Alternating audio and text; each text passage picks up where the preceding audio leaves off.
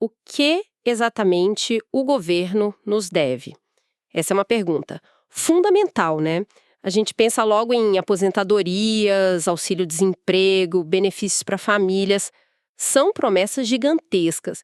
Mas como que uma promessa política feita ali num palanque se transforma num número frio, objetivo, no balanço de um município, de um estado ou da União? Quando que essa promessa vira uma dívida de verdade? Essa é a questão central que a gente vai analisar hoje, mergulhando na norma brasileira de contabilidade para o setor público, a NBC-TSP 29. Ela trata especificamente de benefícios sociais. E olha, é importante quebrar um mito logo de cara. Isso não é só um documento para contador, não. É, na essência, um manual sobre como o governo deve ser transparente e responsável com o dinheiro público. E com as promessas que faz, claro. É onde a retórica encontra a realidade financeira. Então, a nossa missão hoje é decodificar essa norma. Vamos entender o que a contabilidade define como um benefício social, desvendar o momento exato em que o governo é forçado a registrar uma despesa e um passivo, ou seja, uma dívida. E por que existem duas maneiras bem diferentes de se olhar para essa mesma obrigação. No fundo, é sobre traduzir promessas em números e entender as regras desse jogo. Bom, vamos começar pela base, então. O que para a contabilidade pública é, de fato, um benefício social? Não pode ser qualquer ajuda do governo, imagino. Exatamente. A norma é muito precisa nisso. Benefícios sociais são transferências de caixa, ou equivalentes, para indivíduos ou famílias que cumprem critérios específicos. E o propósito é sempre duplo. Primeiro, aliviar o impacto do que a norma chama de riscos sociais. E segundo, atender a necessidades da sociedade. Riscos sociais.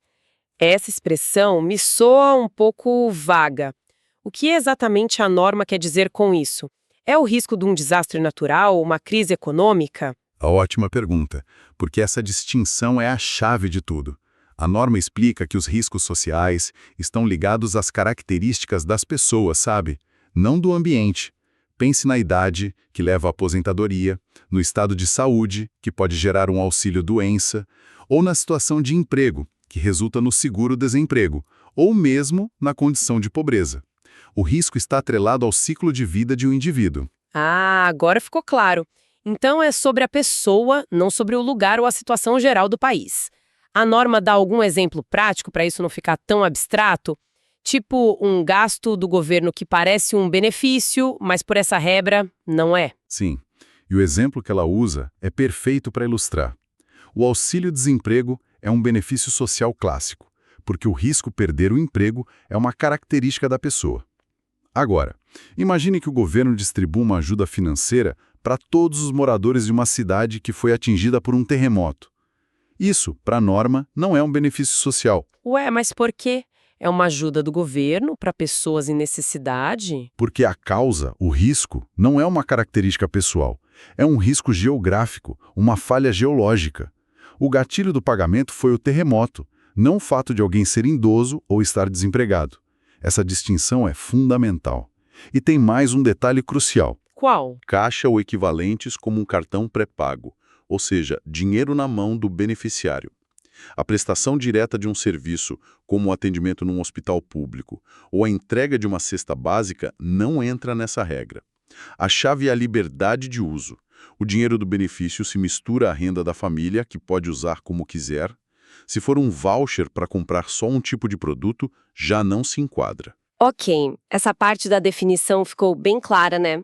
Agora vamos para o que talvez seja o ponto mais contraintuitivo de toda a norma.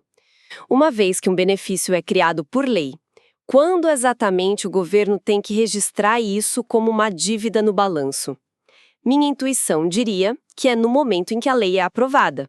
A promessa foi feita, a dívida nasceu. E essa intuição, que é muito comum, está errada do ponto de vista contábil. A aprovação da lei é só a criação da promessa, do programa em si. O que a norma estabelece como gatilho para o reconhecimento da dívida é o que ela chama de evento passado. E esse evento é o momento em que o cidadão cumpre todos os critérios de elegibilidade para receber o próximo pagamento. Peraí, deixa eu ver se entendi. Apenas o próximo pagamento? Então, se uma pessoa se aposenta aos 65 anos, O governo sabe que estatisticamente vai pagar para ela por, digamos, mais uns 20 anos. Registrar só a parcela do mês que vem não é uma forma de, sei lá, maquiar a realidade?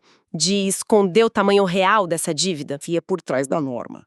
Não se trata de maquiar, mas sim de registrar a obrigação com precisão e responsabilidade fiscal no presente. A contabilidade registra obrigações que são legalmente exigíveis agora. A promessa de pagar uma aposentadoria daqui a 5 anos não é uma dívida exigível agora. O que é exigível é o pagamento do próximo mês, porque o aposentado já cumpriu todos os requisitos para recebê-lo. Ele está vivo e continua aposentado. Então é como um freio para não registrar despesas que ainda não são 100% certas. O governo não pode registrar 5 parcelas como dívida no dia em que a pessoa perde o emprego. Por quê? Porque ela pode arrumar um trabalho no mês seguinte e deixar de ser elegível. A obrigação só existe para a próxima parcela, se e somente se todos os critérios continuarem sendo atendidos até a data do balanço. Isso impede que os governos inflem seus passivos com promessas futuras, que podem ser alteradas, e distorçam a saúde financeira do presente. A dívida é real, mas é incremental. Entendi a lógica. É uma visão bem rigorosa, né? E uma vez que esse gatilho do evento passado dispara, como se mede o valor da dívida? É simplesmente o valor do benefício e pronto? Quase. A norma diz que o valor a ser registrado é a melhor estimativa do custo para quitar aquela obrigação. E aqui entra uma nuance interessante. Essa estimativa deve considerar eventos futuros que possam alterar o valor antes da data do pagamento. Voltando ao auxílio-desemprego. Digamos que o balanço é fechado em 31 de dezembro. Um beneficiário tem direito a receber R$1.000 em 15 de janeiro. Ao registrar essa dívida, a entidade pública precisa considerar a probabilidade dessa pessoa conseguir um emprego entre o dia 1º e o dia 14 de janeiro, e, com isso, perder o direito. A dívida é registrada, mas ajustada por esta probabilidade. Nossa, então existe um cálculo atuarial até para essas obrigações de curto prazo? Sim. E a despesa correspondente? Ela é registrada quando o dinheiro sai do caixa? Não. E esse é outro ponto importante para a integridade das contas. A despesa é reconhecida exatamente no mesmo momento em que o passivo é reconhecido. É um espelho. Reconheceu a dívida, reconhece a despesa no resultado do período. Não tem descompasso. Isso evita que um gestor, por exemplo, reconheça a dívida num ano, mas empurre o registro da despesa para o ano seguinte, para melhorar artificialmente o resultado fiscal. E se acontecer o contrário? Se um governo, por qualquer motivo, decidir pagar um benefício antes de a pessoa cumprir todos os requisitos, isso vira despesa na hora? Não, a norma tem uma trava para isso também. Se o governo paga adiantado, esse valor não é lançado como despesa. Ele é registrado no balanço como um ativo, na categoria de adiantamentos. É como se o governo tivesse um crédito com o beneficiário. A despesa só vai ser reconhecida no momento em que todos os critérios forem finalmente cumpridos. É um mecanismo para garantir que a despesa reflita a obrigação do período e não o fluxo de caixa. Certo, isso faz sentido. Mas agora vem a parte que sempre me confundiu. A norma parece dar 2 opções, quase como se o governo pudesse escolher a história que quer contar. Como funcionam essas 2 abordagens que ela permite, a geral e a securitária? Essa é uma excelente observação. A abordagem que a gente discutiu até agora, essa focada no próximo pagamento com base no evento passado, essa é a abordagem geral. É a regra padrão obrigatória para a maioria dos benefícios. A abordagem securitária, por outro lado, é uma exceção. Uma via alternativa que só pode ser usada sob condições muito estritas. E quais são essas condições? O que um plano de benefícios precisa ter para poder ser tratado de forma diferente? São 2 condições cumulativas e bem exigentes. Primeira, o plano precisa ser desenhado para ser totalmente custeado por contribuições específicas, não pelo orçamento geral. O exemplo clássico é um regime de previdência financiado pelas contribuições de empregados e empregadores. O dinheiro é carimbado para aquele fim. A segunda condição é que a entidade pública precisa gerenciar aquele plano da mesma forma que uma seguradora privada gerenciaria uma pólice de seguro de vida, por exemplo. Gerenciar como uma seguradora. O que isso significa na prática? O que um gestor público precisa fazer para poder usar essa abordagem? A norma dá várias pistas. Primeiro, os ativos do plano são mantidos num fundo separado, segregado do Caixa Geral do Governo. Eles são investidos para garantir o futuro. Segundo, os beneficiários têm direitos legalmente executáveis, que podem ser cobrados na justiça como se fossem segurados. E talvez o mais importante, a entidade realiza avaliações atuariais periódicas e sofisticadas, projetando o plano para as próximas décadas. Se as respostas forem sim, aí a norma permite que a entidade use, por analogia, as regras contábeis de contratos de seguro. E qual a grande diferença no resultado final? O que muda na contabilidade? A mudança é brutal. Em vez de registrar só a dívida do próximo pagamento, como na abordagem geral, a securitária exige o reconhecimento de um passivo que reflete o valor presente de todos os pagamentos futuros prometidos. É uma visão de longuíssimo prazo. Portanto, a abordagem geral nos dá uma foto precisa da dívida de hoje, enquanto a securitária nos mostra o filme completo, o peso total da promessa, com base nos participantes atuais. Entendi. Então, uma olha para o próximo degrau e a outra olha para o topo da escada inteira. Mas, independentemente da abordagem, o objetivo final parece ser o mesmo. Transparência, né?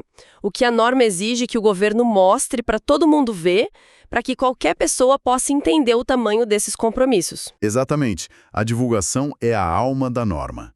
Ela exige que as entidades públicas abram a caixa preta.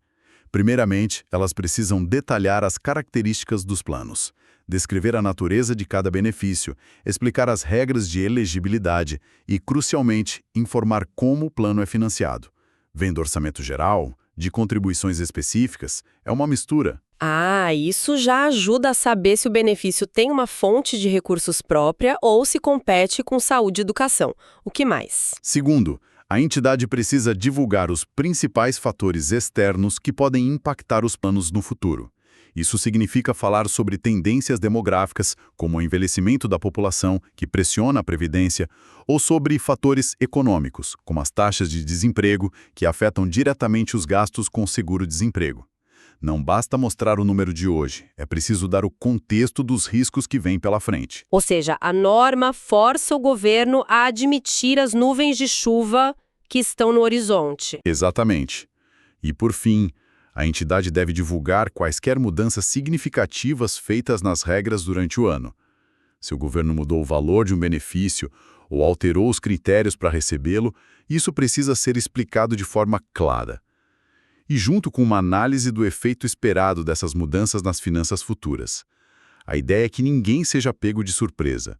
A transparência tem que ser sobre o passado, o presente e, na medida do possível, sobre o futuro. Recapitulando nossa conversa, então, desvendamos a NBCSP 29, que é um pilar da responsabilidade fiscal, vimos a definição super precisa de um benefício social, que depende do risco ser pessoal e da ajuda sem dinheiro, entendemos o momento crítico em que a promessa vira dívida, que não é na lei, mas no cumprimento dos critérios para o próximo pagamento, e exploramos as duas lentes, a geral, que foca no curto prazo, e a securitária, que adota uma visão de longo prazo como uma seguradora. Perfeito. E isso nos leva a uma reflexão final que está sutilmente colocada na própria norma. Em um de seus últimos itens, o texto diz que as entidades são incentivadas, mas não obrigadas, a elaborar e divulgar relatórios completos sobre a sustentabilidade de longo prazo de suas finanças. O que isso quer dizer? Que a parte mais importante, a sustentabilidade, é opcional. Quer dizer que a contabilidade, por meio desta norma, cumpre o seu papel de registrar com precisão a obrigação legal presente, a dívida que é exigível hoje. Ela força o governo a ser honesto sobre o hoje. A análise mais ampla sobre se todo o sistema é sustentável daqui a 30 ou 50 anos, embora seja encorajada, é vista como um passo adicional, uma análise mais econômica e política do que estritamente contável. E isso nos deixa com um pensamento provocativo para fechar. A norma nos deu as ferramentas perfeitas para registrar a dívida de hoje com uma precisão cirúrgica. Mas e a dívida de amanhã? Aquela que está implícita nas promessas que fazemos hoje. Fica a questão para refletir.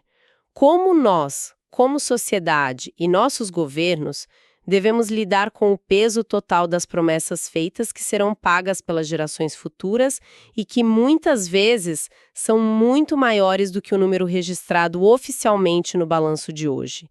No final das contas, qual é o verdadeiro tamanho de uma promessa social?